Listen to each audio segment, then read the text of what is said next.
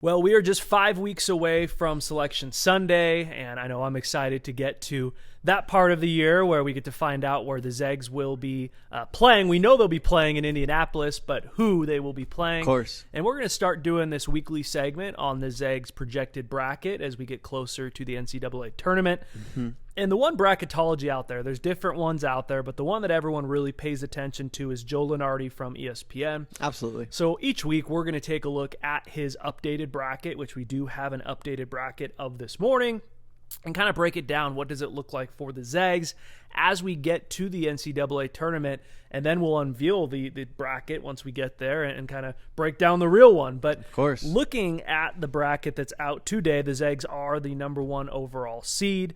They would be playing the winner of the North Carolina A&T Prairie View A&M game. I don't think anyone's too worried about that one. But looking at this bracket, you've got Illinois as a 2 seed, Texas as the 3 seed, Tennessee as the 4 seed. In their region, what are some initial things that stand out? You know, we talked about it a little bit before this, but obviously with the new S-curve that the tournament is rolling out this year, you definitely have to like the way the bracket looks for the Zags currently. A lot of teams that may be scary or, teams that are tough matchups are definitely on the other side. So focusing on their region right away, you've got teams that pop out. Illinois, you've got Texas, you've got Tennessee as well, even Kansas in there. But first and foremost, I look at that round of 32. One of the cool things, we could see in this is a matchup between Mark Few and former, coaching disciple in Leon Rice at Boise State. Yeah. Boise State's been one of the best teams in the Mountain West this year, and they look in great position to take that conference, get the auto bid there. But, when you're looking at this region, tell you what, man, there are some tough matchups, but this S-curve seems to be working for Gonzaga. There's not a single team in there that you look at the matchup and you say, man, I don't know if they can beat them. And year after year, I think Zag fans, we've seen that, where it's like, all right, we would love to avoid that matchup if possible. And looking at this, man, that doesn't happen until realistically the Final Four, more likely the championship game, where you've got that true, this game could go either way type of feeling.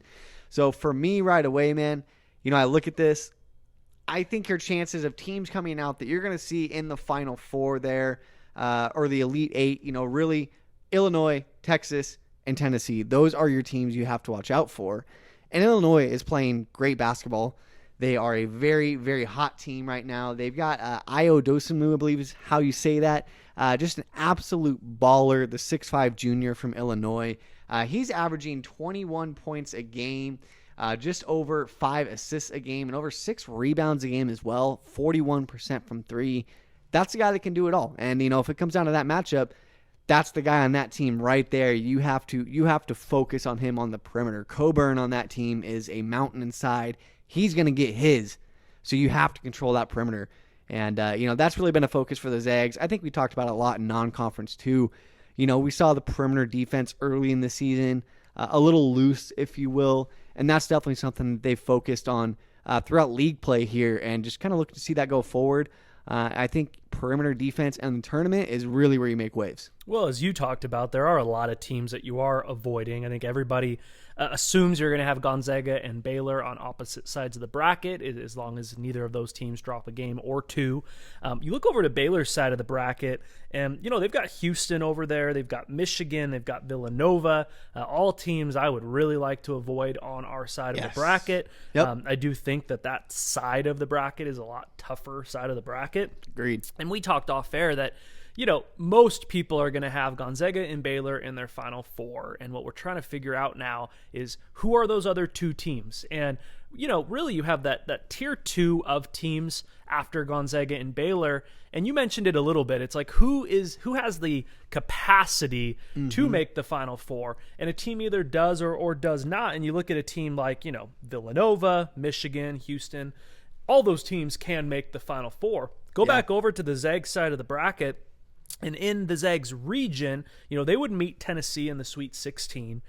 They would meet a team like Illinois or Texas in the Elite Eight. And then you go down below, the other 1 seed on their side's Alabama. Alabama's playing very good basketball right now. They do pass. Definitely. They pass the eye test, but the SEC is down this year. It's not like they have a lot of top tier 1 wins. Kentucky is down. Really, the next best team in the SEC is Tennessee. Alabama, lost to an Oklahoma team. It's not like they've been playing super well outside of conference. And then the 2 seed in that region's Ohio State, who, if the tournament started today, might be playing better than anyone not named Gonzaga and Baylor. Very hot. And so you look at this and you say, okay, we know the Zags are hopefully going to pull out that first round win, assuming they don't have a Tony Bennett situation going on. You fast forward to the round of 32. As you mentioned, you either get the Boise State Leon Rice reunion, or the other storyline that would be there is that Minnesota game, which we should have a Chet Holmgren announcement by that point, which we know Gonzaga and his hometown team of Minnesota are in that final batch of teams. So that's a fun storyline. Kansas, Tennessee essentially is your Sweet 16 matchup, not to take anything away from Belmont or Winthrop. Sure. But you're probably going to play Rick Barnes, That's smart Tennessee, money. in that Sweet 16. And then you fast forward to the Elite Eight, and I think the NCAA tournament, it is so much about who you draw, and teams can get beat up, especially when you have to play two games in a span of 3 days. And you go down to the bottom half of the Zags region, and Virginia Tech, Indiana, 2 tough teams. Texas, Florida, Oregon, Illinois, those are all teams who are capable of coming out of that bottom half of the West region, essentially. And what I see is an Elite Eight game. You may not be playing the best team who's out of that pod, as much as it's just survival. And it wouldn't surprise me one bit if you got like an Indiana out of there, simply because there's a lot of good teams in the lower half of that region. There really are. It's a lot of good teams, and I don't think you have a second elite team at this point in the bottom half of that region. So, that's one definitely where, when you're filling out your brackets at home, you could definitely see some upset picks in there that come through for you. And that's just going to be a really interesting one to see how that plays out. I look back as well, just kind of another storyline. I look back to the Tennessee-Kansas matchup that's likely to happen there. I think Tennessee takes that game. However, I will say if Kansas gets that game and they get the rematch against Gonzaga, that's going to be a great game. I know Kansas is down a little bit. They, obviously they're looking at falling out of the top 25 after their West Virginia loss. But I tell you what, man, that team's going to be fired up if they get a second chance at Gonzaga. And Bill Self, no matter what state the team's in, you're still facing Bill Self, who is an elite college basketball coach.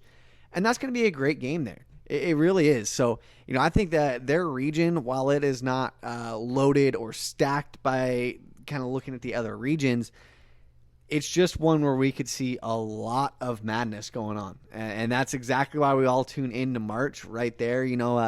We've seen some tournaments where it's all chalk. And this year is one of those years where you have Gonzaga, you have Baylor, and then after that, you just have a lot of good teams. And that's really what it comes down to. So I think survival is a good way to put it, man. It's going to be a really interesting first 2 weeks of the tournament for that region. Well, a Kansas-Gonzaga Sweet 16 matchup would be something special just for college basketball. Sure. 2 powerhouse, schools. Let's not forget, too, that Tennessee was scheduled to play Gonzaga this year. That's the game most people don't talk about that got canceled because of the Gonzaga-Baylor cancellation. So I'm sure Tennessee would love their chance at the Zags as well. Sure. You kind of look at the rest of this bracket, too, and I think everybody's hoping that Oklahoma State makes it in so you can see Cade Cunningham. That's a team that another matchup is the season goes on and these teams all kind of shift pods. Obviously, nobody knows. Joe Lunardi has no idea who's going to be in what region. He's pretty good in terms of getting teams on the right line for their seed. Yeah. But, could you imagine as this continues to shake out if, Oklahoma State is in the Zags region and we could get a Jalen Suggs, Cade Cunningham matchup? Those are a lot of the really fun storylines as we get into March. Obviously, Location doesn't matter this year. They're all going to Indianapolis. But as you've mentioned before, the S-curve is a very, very big deal. Explain to viewers real quick how that works and why, as we get closer to March, we should really start to pay attention to that. Sure. So previously, your tournament was really based on they were trying to keep seeds in locations close to home. Yep. So that's really where it came down to. Gonzaga was always playing LA, Phoenix, places like that. With the new S-curve, obviously location is no longer a thing this year. So the S-curve now gives basically the worst number 2 seed to the best number 1 seed, and so on down that chain, if you will. So that's massive right there. Oftentimes I think you see that top 2 seed is arguably a 1 seed that a lot of people feel like didn't get a good shake in the Selection Sunday show. So avoiding those teams is really big. And that's why we sit here and we look at this region, and it's not, it's not sitting here and trying to talk down on other teams by saying that there's not a team that scares you necessarily in there. That's just how the S-curve works. That's exactly what it's designed to do, is basically give the worst of those seeds to the best number 1 overall seed. But and that's why it's so important. You'll be getting the top 3 seed. Sure. Bottom 2 seed, top 3 Does seed. alternate, sure. Which is important. It is important for sure. But, to me, it's just, I think, getting that bottom 2 seed is big. Oh, yeah. Right? That's just big right there, because that's that Elite 8 matchup for you. And that's that one, obviously, you're trying to make the Final Four. There's a lot of emotion involved in that game. But I also think that bottom 2 seed, Illinois, are they likely to come out of there? They have a great chance. Could they be upset before the Elite 8? Absolutely. Like we said, there's a lot of good teams in there, and it's going to come down to survival. If we're looking at some of these other 2 seeds, if our 2 seeds Villanova or Ohio State, Houston, are we talking about them as much as, possibly not getting out of there and just having to survive? I don't think that's the case. If we're talking about, really for me, if we're talking about Villanova or Ohio State based off today's bracket, those are the 2 teams that you sit there and say, okay, now we're looking for a team to upset them. It's no longer survival. What team in that bottom half can upset them? And so that's where that S-curve just comes into play, man. It's really big to get that bottom 2 seed, and it opens up a lot in your bracket and makes that run a lot harder. Once you get to the Final Four, I almost think, rankings and seeds in the Final Four are kind of out the window, because at that point, it doesn't matter if you're a 1 seed. It doesn't matter if you're a 6 seed. You're a team that's playing hot. You've won multiple games in the tournament. You're obviously playing well. So at that point, seeds are out the window, and that's where it matters. Getting through your region is always first and foremost, and that S-curve is a huge advantage for Gonzaga. Well, and this is why it's so important for the Zags to try to finish the regular season undefeated. When we're filming this, we are just on Monday morning, right before the Zags go down to Provo to play BYU. Always an interesting game. Which is one of their last true tests of the regular season. But you can now see why it's so important that they finish the regular season and the WCC tournament undefeated. Absolutely. You don't want to end up on that other side where Baylor is with Houston, Villanova, schools like that.